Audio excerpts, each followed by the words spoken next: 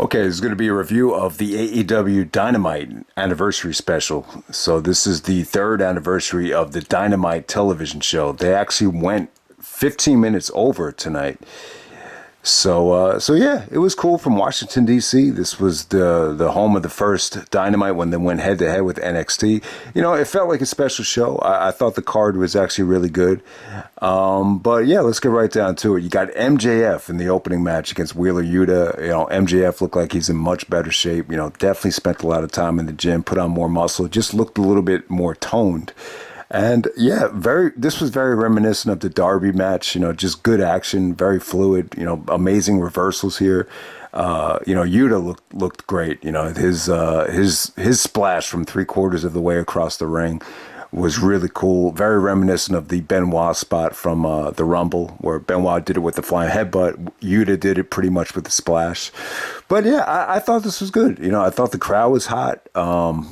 You know, the transition into the MJF submission at the end with the armbar was very well executed. You know, they kind of teased a face turn with MJF, you know, kind of, you know, being annoyed that the firm was out there. But ultimately, you know, they gave him the Dynamite Diamond. He was going to, you know, hit Wheeler in the face with it, and then Regal made the save. So pretty good aftermath. I really enjoyed the match. It was really good stuff. The match is really worth checking out. You know, probably the most memorable thing of the night. It really might have been. And then after that, you got Jay Lethal taking on Darby Allin. This is pretty good. I mean, I think what really hurt this thing is it felt like they were during commercial break for the majority of the match. But yeah, Lethal was pretty much trying to ground Darby throughout this whole thing. But as soon as Singh came out and Sanjay came out, you know, for whatever reason, Lethal took his eye off of Darby. Then Darby hit the Last Supper. And yeah, this was the Code of Honor. You know, it seems like the AEW is doing this Code of Honor thing. I mean, they did it with the MJF match, where MJF thought about shaking Yuta's hand, and then yeah, Lethal actually shakes Darby's hand, very similar to the Benoit. Guys are gonna kill me for bringing up Benoit, but it reminded me of the Benoit Orton handshake from SummerSlam. You know, just the way Lethal did it, and yeah, so. It was cool, but, you know, the match definitely could have been a little bit better. All right, next up, you got Brian Cage taking on Wardlow, the battle of the two animals here. So you actually had Prince Nana and, you know, the embassy cut a promo. And Nana, I don't know if anyone picked up on it, but Nana kept on saying, we're in the money, we're in the money. I believe that was actually from the Chronic. You know, if you listen to Dre's Chronic album, that has an amazing interlude on there called $20 Sack Pyramid. I think that's where Nana got it from. But yeah, if you haven't heard that interlude yet, definitely check it out. It's really entertaining. But yeah, it was cool. It was cool to see Nana out there. I think this is his AEW debut, right? But yeah, Cage and Wardlow, probably the surprise of the night. Just, you know, really good stuff. You know, both guys are just very similar. Both guys actually busted out hurricanranas. There was one spot that Wardlow did off the top rope that looked, you know, really impressive. It almost looked like X Division style shit from Wardlow. So yeah, Wardlow ended up powerbombing the crap out of Brian Cage, and then we got yeah, a whole bunch of returns. You know, I believe after the beatdown of Wardlow, Joe made the save. Obviously, Joe and Wardlow were a tag team right now. Then FTR came out, so it was cool. It was a cool Dynamite because you definitely had like everybody that was really important was able to get on the show. Okay, so next up we had the trios women's match. All right, let me see if I can nail it this time without screwing it up. So this anniversary show did not get an official Wikipedia page, so this is just all off the top of my memory here. So let me see if we can nail it. All right, so you got Willow. Willow got a huge victory here, so I was really happy to see that. You know, she really is good looking, and she's very got a really good attitude. So I was happy to see Willow get a victory here. But I thought all the women really had a chance to show what they can do here. I thought this was a good team effort from everybody involved. You know, you had Dr. Britt Baker and you know, Paige out there on the outside. So yeah, there's just a lot of stuff to like in the aftermath here, but. You know, let me see if we could get the teams right. We got Willow You got Athena out there, so Willow, Athena, and then you had the champion Toni Storm taking on Serena Deeb. All right, Serena Deeb, Jamie Hayter, and Penelope Ford. And yeah, man. So solid trios match. You know, they got about maybe 10 minutes out there, and then the ending, you got a little bit of a showdown between Paige and Dr. Britt Baker. And we move on from there. I think next up you had the National Scissoring Day situation with the Acclaimed and Billy Gunn. This was a fun segment. It was really, really cool. When Swerve came out, he was kind of a buzz killer, and then Smart Mark Sterling came out, and that was kind of a buzz killer too. But at least it kind of ended with the Acclaimed, you know, just beating the crap out of him. But, you know, because they're in Washington, D.C., this is very politically inspired. So they were kind of doing like a spoof on, you know, politicians by, you know, bringing the podium into the ring. So it was cool, man. You know, Billy Gunn brought out like this scissor that was in wrapping paper that he actually got from the District of Columbia. So that was cool. I thought Anthony Bowens actually cut a really serious promo, but yeah, it was a little bit serious, but it had like a really positive message. I mean, I wouldn't say it was serious. It was playful, but there was some really like nice positive messages involved where, you know, it doesn't matter about red or blue, black or white, like we're all on the same team or everybody, you know, it was just really well done. So, yeah. This scissoring thing is just really taking off, man. This is really one of the hottest things and the hottest tag teams in the company right now. And once again, Anthony Bowens had a really good punchline about Joe Biden. It was actually, I think Logic actually had that Joe Biden line first, where he said stuttering like Joe Biden, and he kind of had a similar punchline there. But yeah, another terrific segment from the Acclaimed. Once again, they're like the hottest thing in AEW right now. So good for those guys and good for Billy Gunn as well. Damn, what was after this? Okay, so after that, you got Hangnail. You got Adam Hangman Page taking on Roosh. This was really cool. I mean, I think crowd reaction wise, this was probably the disappointment of the night. But Roosh pretty much controlled the bulk of the match. He did get some good offense, and his nose started bleeding, and then he started licking his own blood.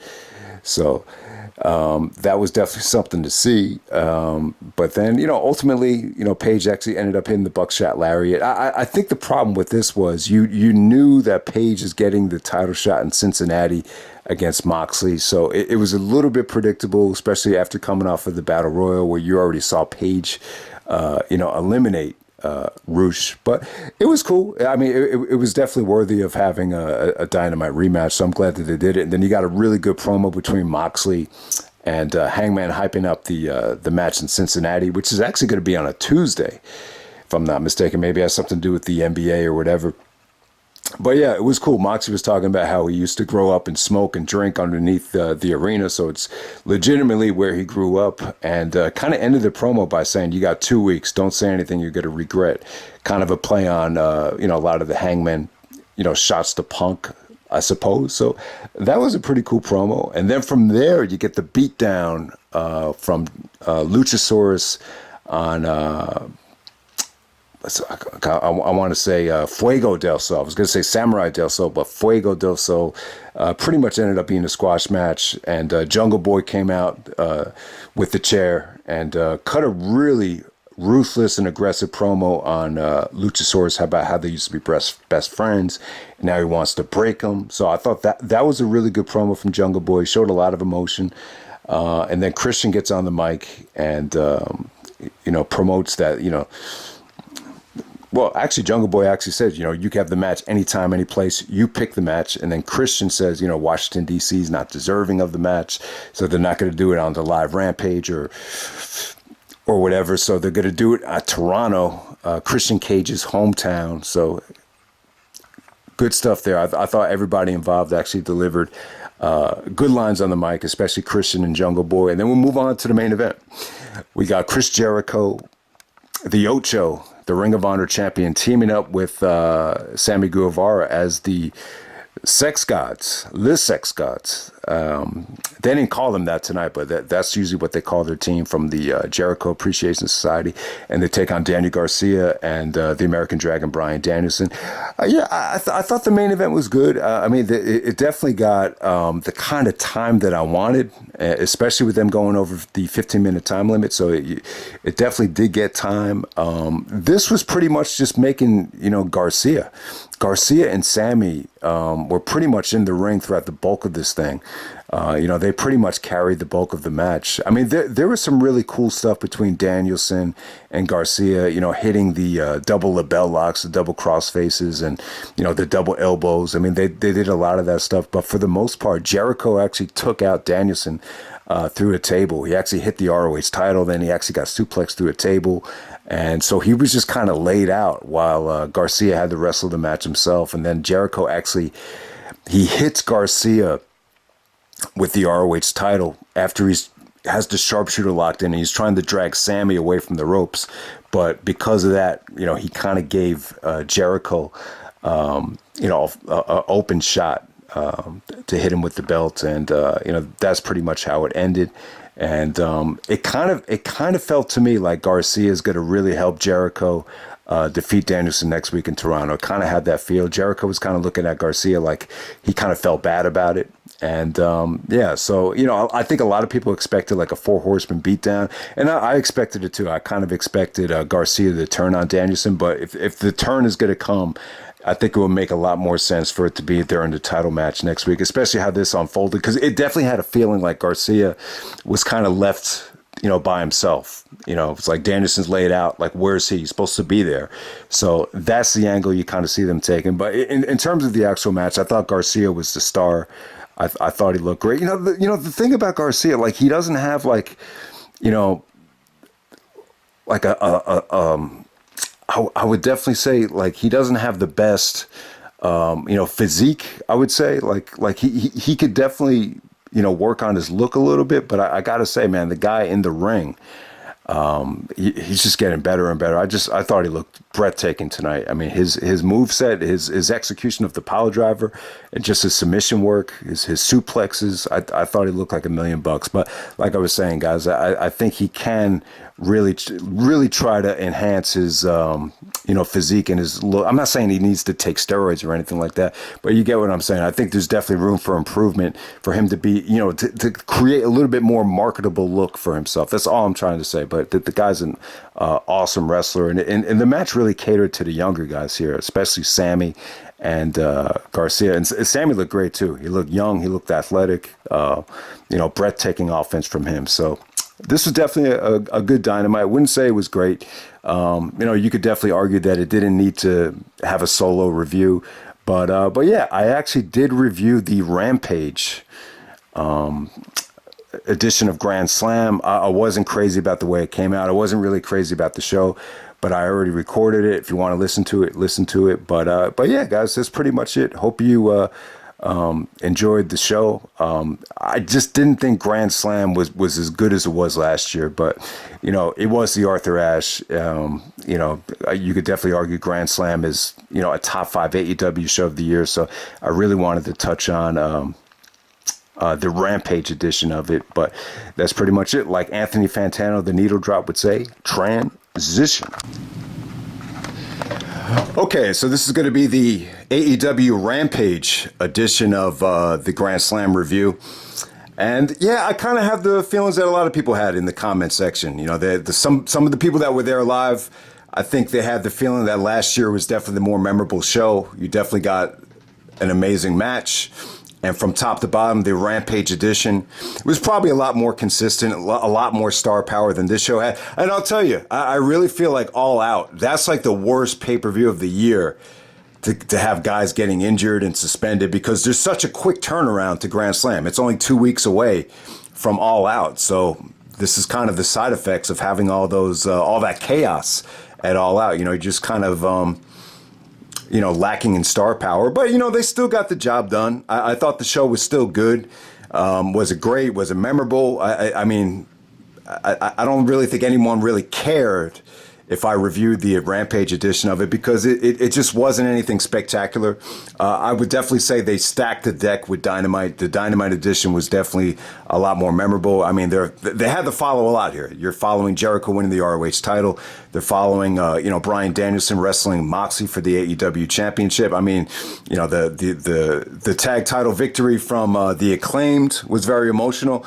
So it just felt like a lot of these guys had a tough time following it. And I'm not sure if this format really works, where you're putting, the matches that people care about the most first in those 2 hours, and then the next 2 hours, it definitely feels like an inferior product to a degree. So let's get right down to it. First match of the night, we got Sting and Darby Allin taking on Buddy Matthews and Brody King of the House of Black. You had Julia Hart out there. Julia Hart took a nasty bump at the end of this thing. Kind of got overshadowed by the Great Muta and Sting kind of reuniting. But yeah, I wasn't crazy about the actual match. It kind of felt like a mess at times. But, I think the no disqualification hardcore stipulation definitely worked here. It was definitely you kind of had to do it like this if you wanted Muta to come out and help Sting after Sting was handcuffed. But yeah, I mean, the actual match, Sting took some nasty bumps here for his age, for someone that was contemplating retirement, almost 15 years ago now. It was kind of funny to see. But, I thought Darby really did some interesting things here. The coffin drop by the stage was cool. The interception from Brody King with the coffin drop was, they gave you a lot here. They really did give you a lot. It felt a little bit messy at times. And then the Great Muta actually helps Sting after he's handcuffed and comes out to save Sting, hits Buddy with the mist. Julia Hart takes the nasty bump where she overshoots the table and her head almost hits the concrete.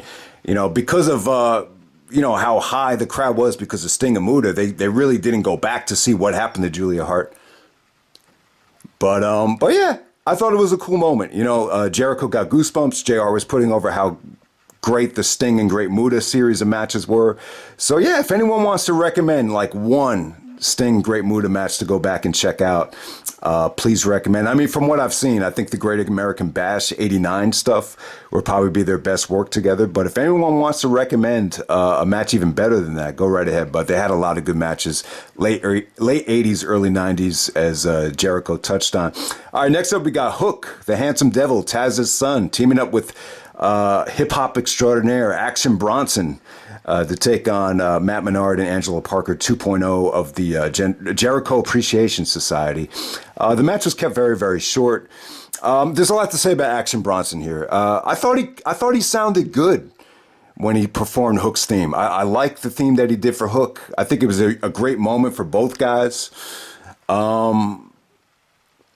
Jim Cornette crapped on, the first match and this match, and I had to shut off the review after it because it felt a little bit too negative.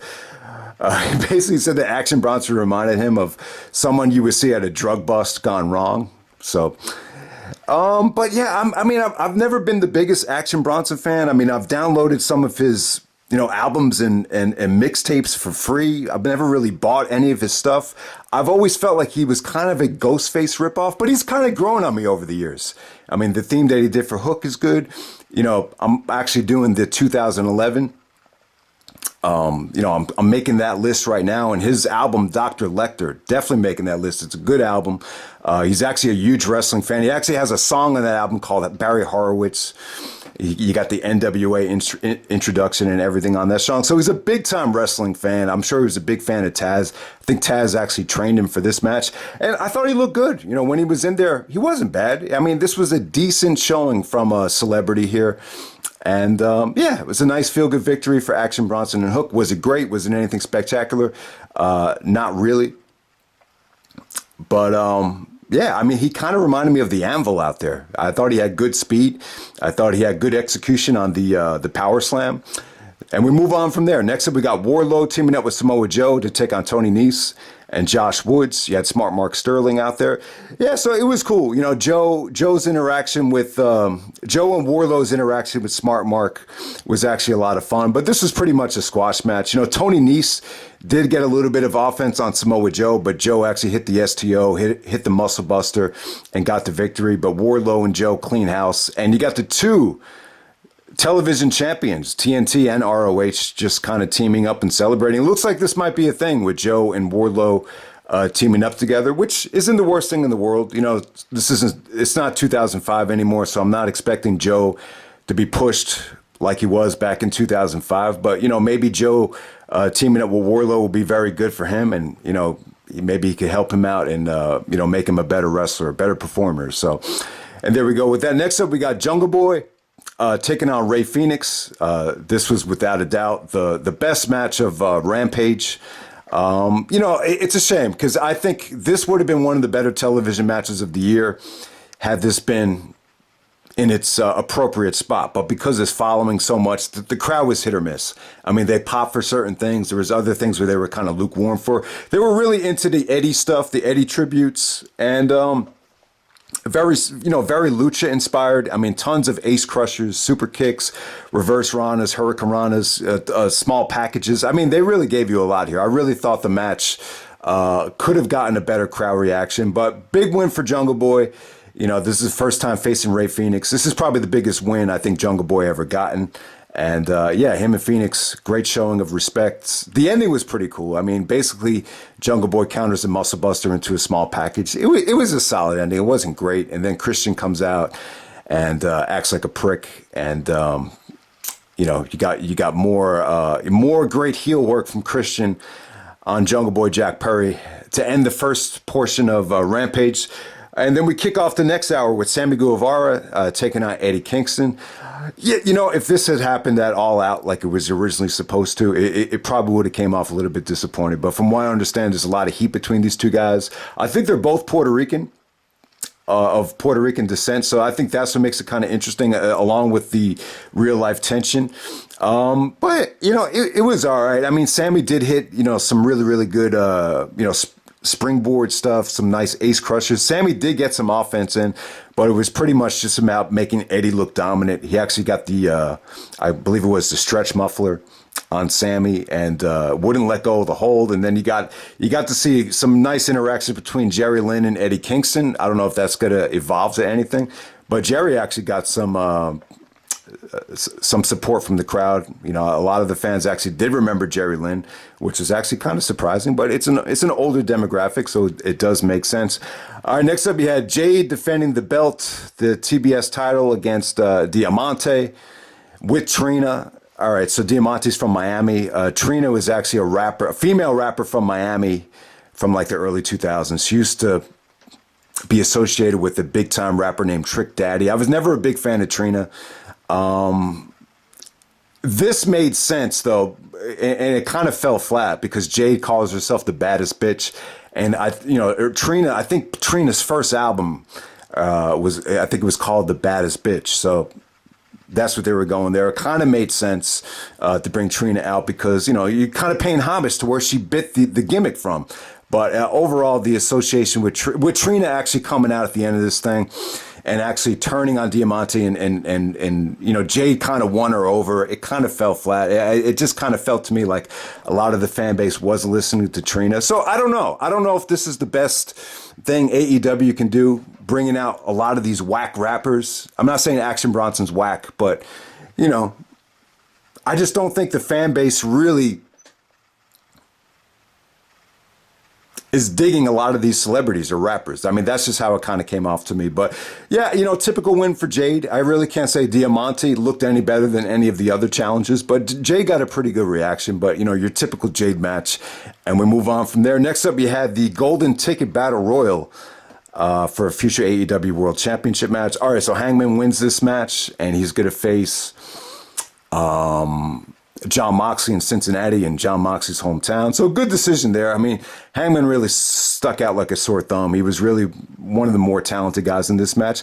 I think when it came down to the last couple of guys, you had Penta in there, you had Lethal in there, and then it came down to Adam Page and Roosh. It was pretty good at that point, but for the most part, I really can't stand Battle Royals. But this was kept pretty short. It wasn't bad. I thought the ending sequence was actually solid stuff. Hangman actually hit the red eye on the edge of the ring apron to eliminate Roosh. And then, Hangman got a pretty good ovation. It doesn't really feel like any of the Punk, criticism is really hurting his popularity. So I thought it was cool. And then the main event, we have Ricky Starks taking on Powerhouse Hobbs, the Lights Out match.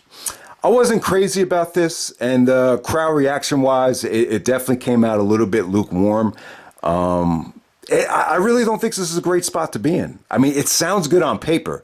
Like if you're Tony Khan and you're talking to Ricky and Powerhouse saying, yeah, we're not going to give you that much time at a pay-per-view. It's kind of going to be a little bit of a squash match with Hobbs winning with the spine buster. But, you know, I'll make it up to you guys. I'll give you the main event of Grand Slam. It's like, yeah, man, that sounds great. But when you look at everything that had to follow here, and this is going to be on a tape show, it's really not the spot you want to be in. And I mean, I guess they made it a lights out match because it was the main event. You know, AEW is not going to be responsible for the carnage here. So it sounded good on paper, but it felt a little bit forced. You know, Jericho and Jay, it was particularly JR. He just didn't seem like he was into it. He was like, how are you going to teach a guy how to land into steps on in wrestling school? You know, so it had a little bit of that. It just, I don't know, man. The fans really weren't that into it, I have to say. It wasn't a bad match, though. I mean, Ricky Starks took a lot of punishment. He took a backdrop on the edge of the two chairs that were actually lined up. So he took that backdrop on that, you know, the middle of those chairs. And, you know, that was probably the most painful thing in the match. But yeah, I mean, it was cool. You know, when Hobbs actually took off one of the lights from the entranceway and used it as a weapon, I thought that was cool. But, you know, I just didn't think they needed the hardcore stuff. I would have loved to have seen this match, you know, just one-on-one without the weapons. But, you know, maybe it made it a little bit more believable for Ricky to go over had they used weapons. Hobbs made one mistake where he tried to spear Ricky into the table. And, you know, the table was lined up right by the turnbuckle. And Hobbs actually missed it. And that led to Ricky doing the, God, what's Ricky's finisher? God, I don't even know how to call it. But Ricky did his Rochambeau. There we go. The Rochambeau, is that how you pronounce it? The finish was cool. And huge win for Ricky Starks, you know, in a way that I guess they kind of made it up to him. But yeah, but you still really didn't really get to see what these two guys can do, like in a one-on-one wrestling match. This was just a little bit overbooked for me. And yeah, it was okay. I would say 3 stars at the maximum, to be honest with you. So that's AEW Rampage Grand Slam 2022. It's in the books. Not a bad show. I thought they got the job done, but was it anything too memorable? I will probably say not. But yeah, this is probably the last AEW video I'll be doing until Full Gear.